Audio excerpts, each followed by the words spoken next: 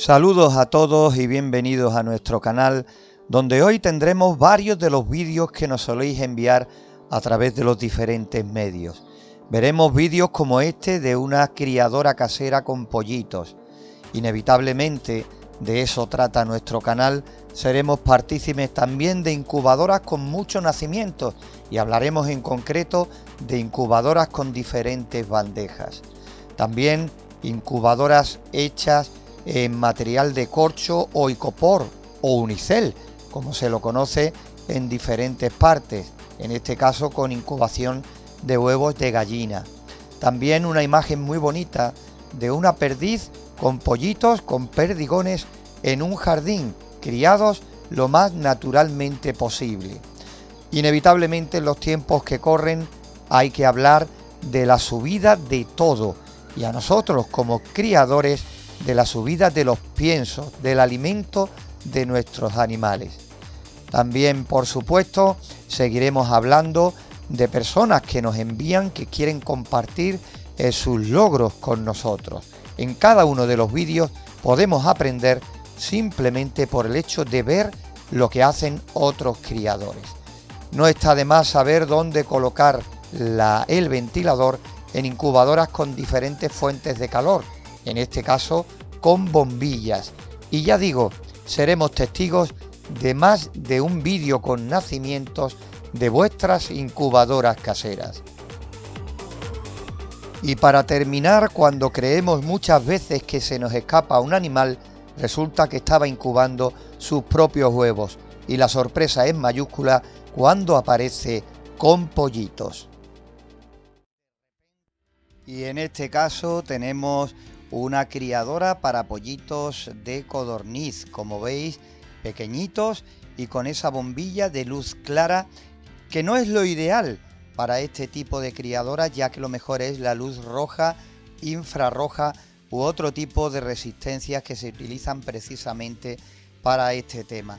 ¿Qué ocurre con estas bombillas? Que son muy socorridas porque muchas veces nos pilla sin nada y desprenden el suficiente calor como para mantener a los pollitos calientes, no solo de esta especie.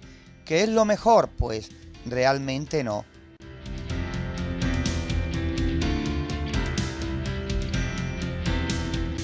Después, si veis la altura que tiene mucha altura. Si estamos en tiempo de calor, pues es un complemento más de temperatura y no hace falta ponerlo pegadito a la parte de abajo. Pero si fuera invierno e hiciera mucho frío, esta misma bombilla podríamos ponerla a tan solo 1 centímetro del suelo para que los pollitos se acercaran o se alejaran según necesitaran más o menos temperatura. Para nada se llegarían a quemar. Da gusto ver una incubadora así el día de los nacimientos, y además de esta capacidad, como veis, por la cantidad de pollitos que hay en cada una de las bandejas, en este caso la incubadora, más que incubadora, utilizada en estos momentos como nacedora. Ahí veis pollitos de diferentes especies y un plano más abierto donde se puede apreciar la capacidad que tiene. Pues aquí está esa incubadora pequeña, el termostato aparte, metida en una caja de registros. Aquí le decimos corcho a este material. Por otros lados, pues se le dice icopor y otros nombres que ya hemos hablado de ellos en otras ocasiones en este tipo de incubadoras. También se le llama nevera, conservera, y como veis aquí el autor con los ventiladores, las bombillas y el día de nacimiento, los vasos de agua. También en el interior ahí veis un termohigrómetro para tener en todo momento controlada la temperatura y la humedad relativa del interior, y como veis, nacimientos, porque ya tiene 2 pollitos y hay por ahí algún que otro huevo picado. Pero a mí lo que realmente me llamó la atención fue esos 2 medio aros forrados como papel plata en torno a las bombillas. La verdad es que cuando vi el vídeo al principio, después de comerme la cabeza, no era capaz de adivinar qué función tenían esos 2 especies de medio vasos rodeando las bombillas.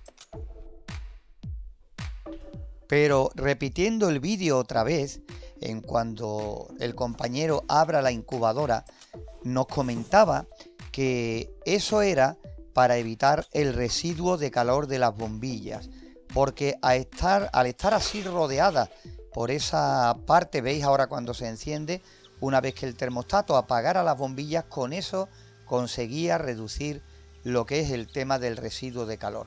Hacía que una vez apagada y las bombillas calientes no siguieran subiendo la temperatura en el interior de la incubadora. Yo solo te diría que si tienes el problema de residuo de calor en tu incubadora, puedes probarlo y después de probar, medir y demás, ver si realmente funciona o no este método que ha utilizado nuestro compañero para evitar precisamente eso, que siga subiendo la temperatura una vez que el termostato apague las bombillas.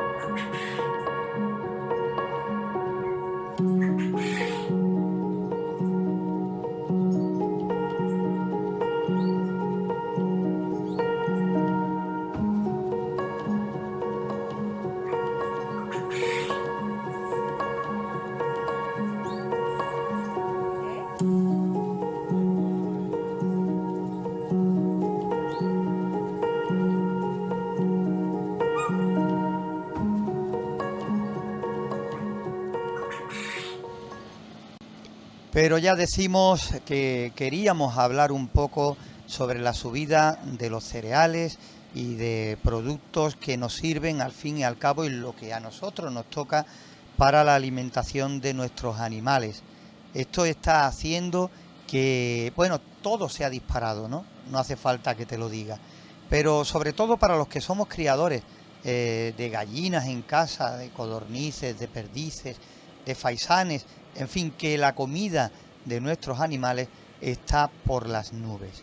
Si a lo de la guerra de Ucrania unimos que este año tampoco ha sido la cosecha muy buena por estas altas temperaturas que tuvimos durante el mes de mayo, pues eso hará que para el año que viene pues pueda que, si no se pone pie en pared con todo esto, los precios sigan subiendo aún más todavía si cabe. Y es que estos precios a día de hoy parece que no tienen techo. ¿Qué ocurre con todo esto? Pues imaginaros que nosotros somos simplemente unos aficionados que no solemos tener muchos ejemplares, pero hay personas, hay empresas, hay ganaderos que tienen muchos animales y bueno, se dedican a eso y han visto que sus ingresos, que ya no eran muchos antes, evidentemente, si metemos esta subida de precios en los alimentos de estas especies, pues hace que muchos estén pensando ya en abandonar. Vemos en televisión diferentes entrevistas a criadores y dicen uno tras otro que no saben ya cuánto tiempo pueden seguir aguantando con esta locura de precios. Si a eso unimos a que la energía eléctrica, los gasóleos, gasolina, está también en máximos históricos, bueno, ¿quién es capaz de soportar todo esto que estamos viviendo? Y nosotros que hablamos mucho de alimentación de las aves de corral, aparte de incubación, también damos diferentes consejos que a nosotros nos han funcionado en la crianza y demás, pues queríamos comentar esto. Y aprovechando que cuando íbamos para casa estábamos viendo esta segadora recogiendo el trigo, pues dijimos, nos va a servir, aunque para hablar un poquito de lo que está pasando, ¿no? Imagino que en tu país también estará ocurriendo prácticamente lo mismo o parecido, y por eso nos gustaría que nos dejaras un comentario contando cuál es la situación en tu país, en la zona donde vives, referente ya no solo a los precios en general, que ya sabemos, ¿no?, por los distintos medios de comunicación que siempre nos llega noticias de otros países, sino también a la hora de que tú eres criador de una especie y cómo has visto el incremento de precios en la alimentación que compras, en el grano, en los cereales, en el pienso, en fin, con lo que tú acostumbres a alimentar a tus animales. ¿Cómo lo estás viviendo? ¿Qué es lo que está pasando en la zona donde vives? Hola Antonio, mira, pues mira que soy de Rumanía, estoy en Villarrobledo, Castilla-La Mancha y te presento, gracias a ti he hecho una incubadora año pasado. Te la presento ahí con sus cosas. Ahora mismo tengo 71 huevos puestos y va de lujo, va muy bien.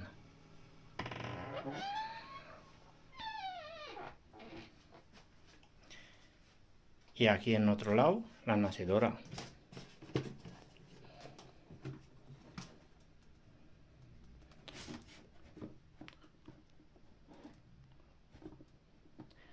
Y todo eso gracias a ti y a tus consejos, porque me ayudó muchísimo en sacar mis queridos pollitos. Gracias por todo lo que haces. Venga, Pirucha, vamos. Venga.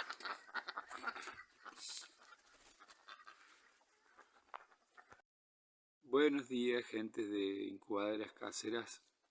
Soy Rodrigo García, de Granja La Serendipia en Córdoba, Argentina. Los contacté por WhatsApp, que es un lujo tenerlos, y les mostré el pajarito este. Es un tordo hembra. Una amiga le salvó la vida de un perro que lo perseguía y él estaba todo mojado, no podía volar. Y se acerenció con ella. Y ella vive como a 200, 300 metros de mi casa. Y viene cada tanto y se queda acá. Hay algo curioso de los tordos que le quiero contar. Mira cómo se pone para que le haga una mimita. Lo curioso de los tordos es que ellos no hacen nido. Las tordas ponen huevos en nidos de otras aves. Entonces crecen como un pollito de las otras aves hasta que las aves se dan cuenta que no es de la misma especie y la mayoría de las veces, mayormente las echan.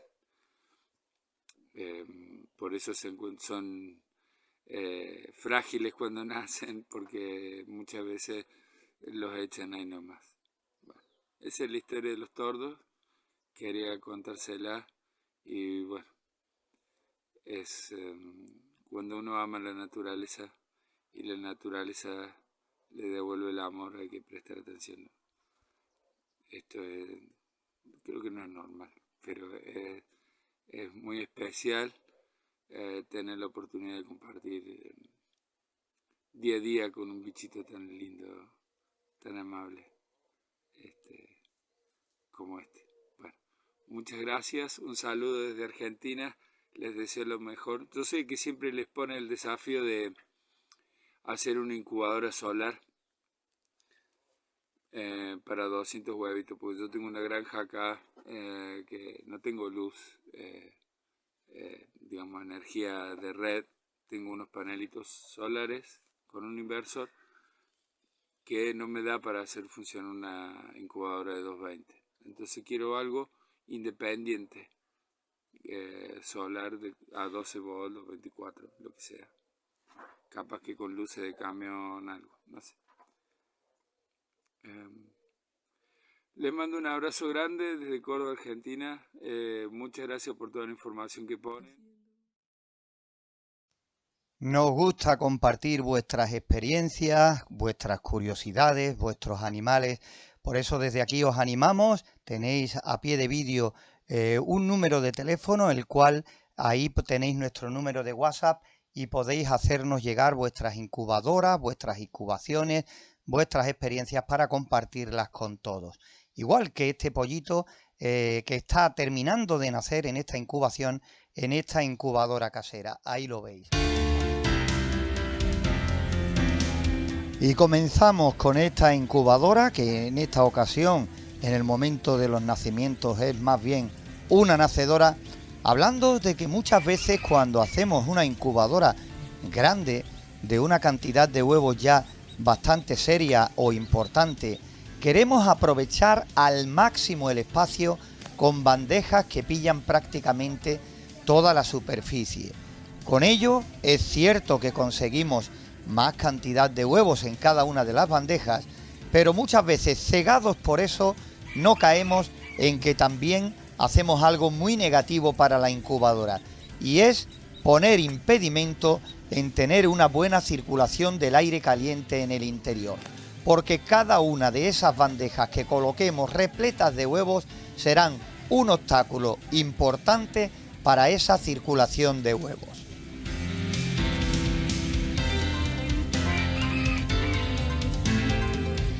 Por ello, ahí va una recomendación. Fijaros toda la separación que hay entre las bandejas. Tenemos que dejar una separación lo justo para que podamos acceder al interior de cada una de ellas si hubiese cualquier problema o tuviéramos que hacer cualquier modificación. Con ese espacio, con el mínimo, es suficiente. Tendremos la ventaja de que así, teniendo menos espacio entre bandejas, nos será más fácil conseguir la misma temperatura o parecida en cada una de esas alturas, y también tendremos la ventaja de que podremos poner más bandejas y dejar espacio por los laterales para una buena circulación del aire caliente. Así que, acercando las bandejas entre ellas, seguiremos teniendo mucha capacidad y a la hora de la circulación del aire caliente podremos hacerlo perfectamente por los laterales y por la parte trasera y delantera de cada una de las bandejas.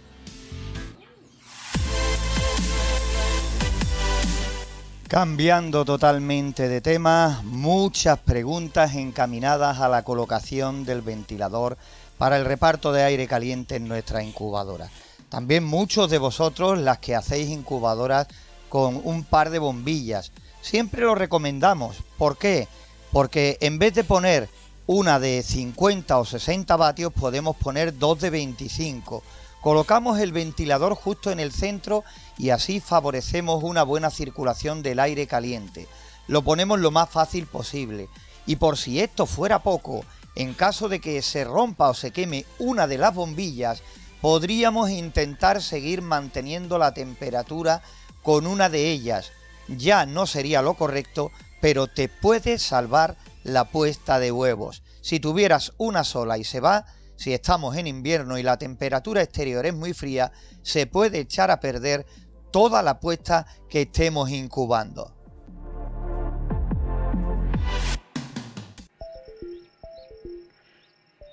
Cuando decidimos buscar una ubicación para la sonda, como por ejemplo en la imagen que estáis viendo, si son solo para medidores que tenemos en el exterior, podemos colocar la sonda en el lugar que nos interese tener referencia de la temperatura. No hay ningún problema, porque al fin y al cabo es un medidor de temperatura que tenemos en el exterior de la incubadora y desde ahí controlamos esa temperatura sin tener que abrirla una y otra vez. No pasa nada que tengamos, como veis en este caso, la sonda apoyada sobre los huevos. Nos dará esa temperatura que ahora mismo hay sobre ellas. Pero si estamos hablando de la sonda del termostato, hay que tenerla en un lugar que esté fija, porque cualquier movimiento de la sonda volverá loco el termostato y la temperatura lo mismo se puede subir por las nubes que puede caer por el suelo. Repito, si hacemos cualquier cambio, por pequeño que sea, pueden cambiarnos los parámetros de incubación. Y qué duda cabe que mover la sonda en el interior de la incubadora es un cambio y además no es pequeño, es un cambio muy importante.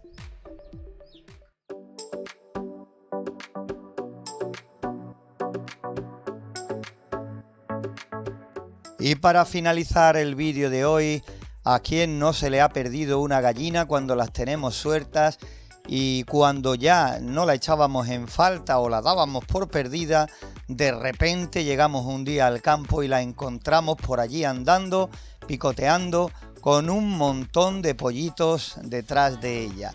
Y es que el tiempo que no la veíamos no estaba desaparecida, sino Clueca incubando los huevos. Con esta sorpresa, grata sorpresa, nos despedimos en el día de hoy desde Marchena, Sevilla, Andalucía. Desde Incubadoras Caseras, siempre dándoos las gracias.